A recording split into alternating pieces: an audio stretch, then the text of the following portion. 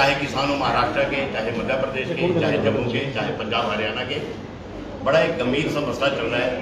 लेकिन मैं खुद किसान हूं, मुझे पता है कि किसानों के साथ कौन कौन क्या क्या करता है।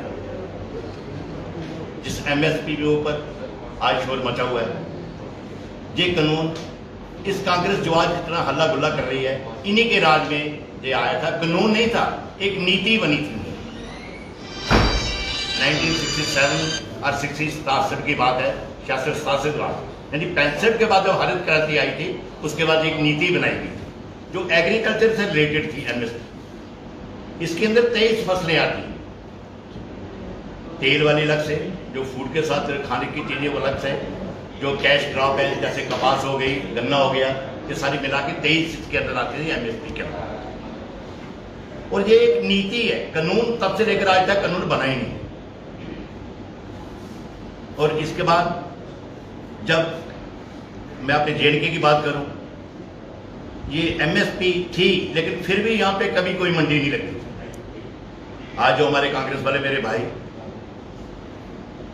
जो मेरे से ज्यादा सीनियर ही नहीं है और पहले मेरे से मंत्री भी रह चुके हैं, बड़ा हल्ला गुल्ला कर रहे हैं इस MSP के ऊपर कि मंडियां होनी चाहिए।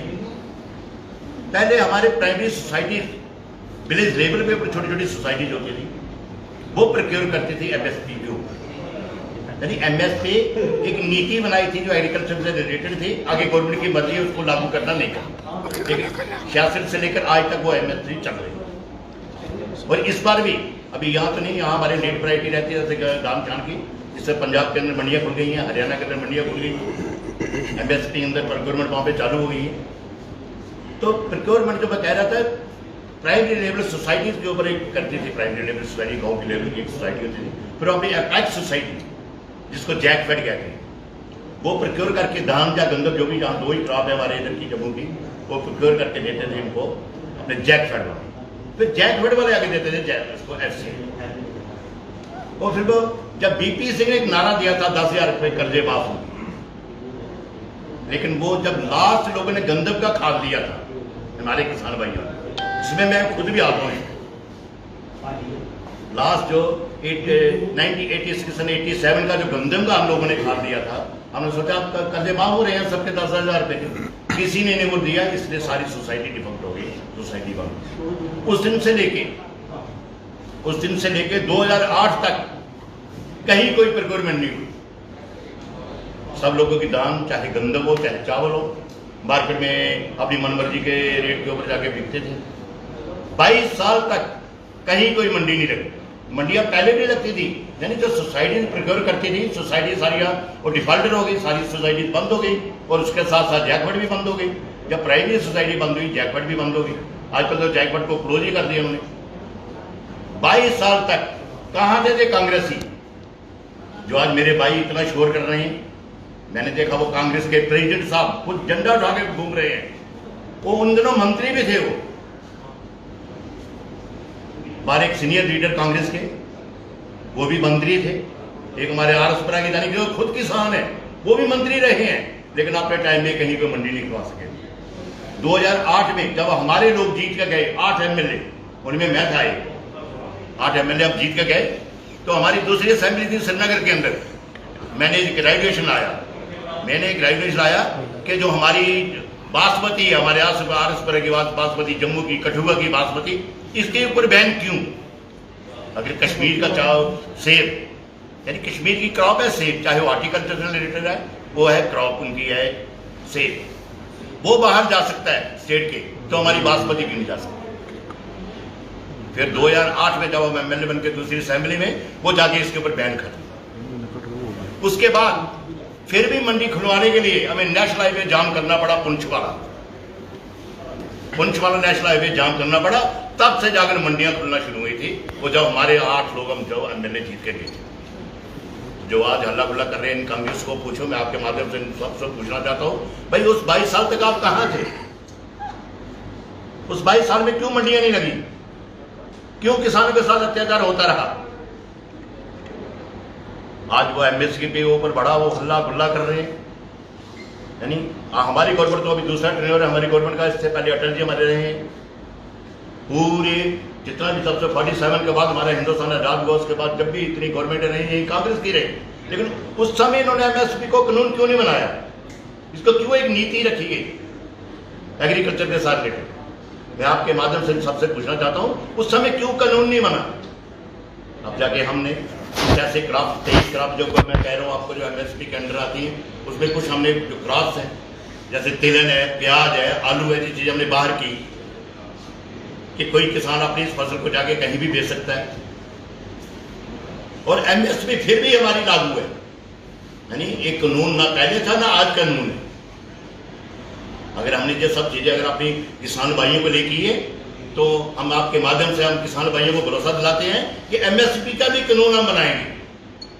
अगर हम अपने किसान भाइयों के लिए अगर 3 कानून बना के ला रहे हैं इसका भी कानून बनाएंगे, लेकिन जिन्होंने 60-70 साल राज किया इसके ऊपर उन्होंने क्यों कानून नहीं बनाया जो आज कानून के लिए इसके ऊपर शोर कर रहे हैं, हल्ला गुल्ला कर रहे हैं।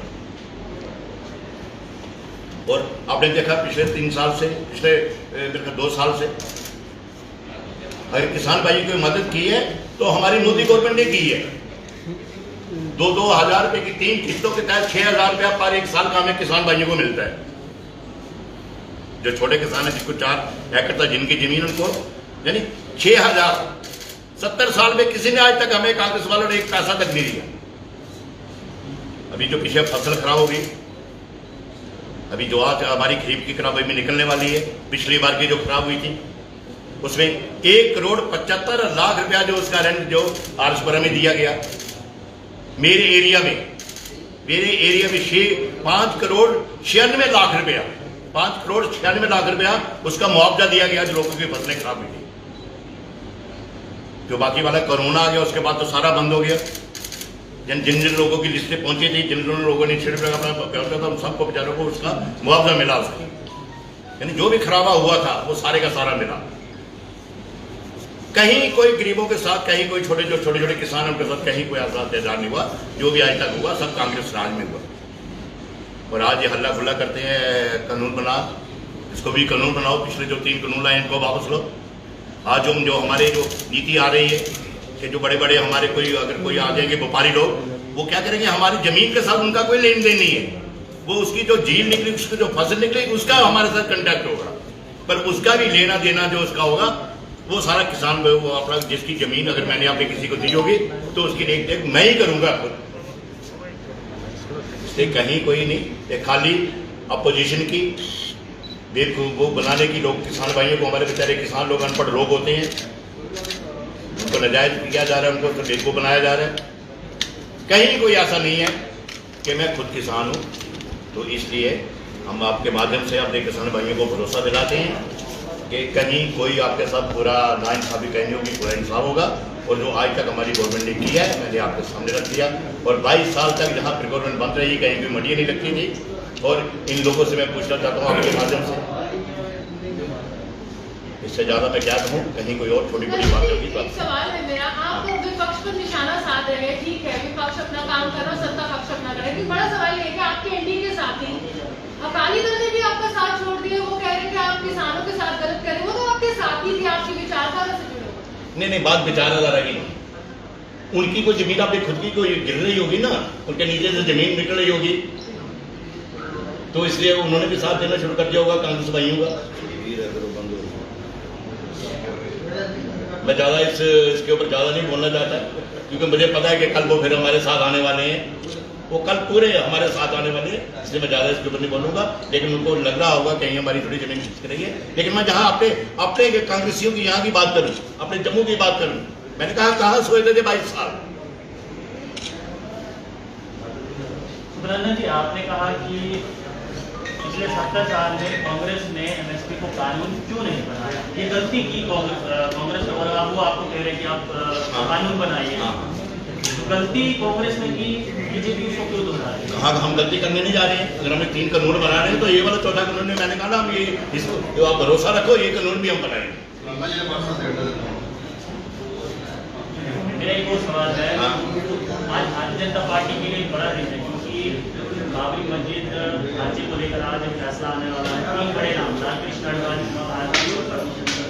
तीनों पर आज फैसला है। क्या लगता है भारतीय जनता पार्टी किस प्रकार से देखती है, क्या बेल मिलेगी या फिर जेल? भैया हमने ना पहले गलत किया था ना आज हम गलत करेंगे, जो भी होगा मैं उसका बताऊंगा। हाथरस गैंगरेप क्या हाथरस में जो गैंगरेप हुआ हाँ उस पर क्या कहेंगे? तो भैया जो गैंग रेप किया था, जो उनके कल्प्रेट थे वो तो पकड़े गए हैं। अब कोर्ट का काम है क्या करना है इसके ऊपर, फास्ट ट्रैक कोर्ट का लागू चालू कर दिया है, वो इंसाफ वो करेगा। आपको ये लगता है कि सर कानून व्यवस्था यूपी के अंदर अगर आप ठीक नहीं है तो इसकी बेहतर कभी हो ही नहीं सकती। नंदन जी, कानून व्यवस्था पर एक सवाल है। रातों रात रात के अंधेरे में अंतिम संस्कार कर देगा, परिवार को शव भी नहीं देखने की अनुमति, ये कौन सी कानून व्यवस्था की बात? देखिए मैडम, हम नहीं चाहते कि किसी का शव ऐसे खराब हो। अब मुझे पता था अपोजिशन वाले वहाँ पे जाके बैठते हैं, तो उनके माँ बाप सुन लो ना, जिसके घर का एक परिवार का बच्चा दूसरे घर से वो एक उनका मुद्दा चला गया है, उनके ऊपर क्या बीत रही है। तो अपोजिशन का काम होगा बनाए कि उनको भी ये करो वो करो, इसलिए हमने बेहतर समझा कि वो हमारी बच्ची है, वो उनकी बच्ची नहीं, वो हमारी भी बच्ची है। जिस माँ बाप की आप बात कर रहे हो उनको भी आपने अंतिम दर्शन नहीं किया। हम भी उनके माँ बाप हैं, हम उनके माँ बाप बनते हमने खुद उनका समझा।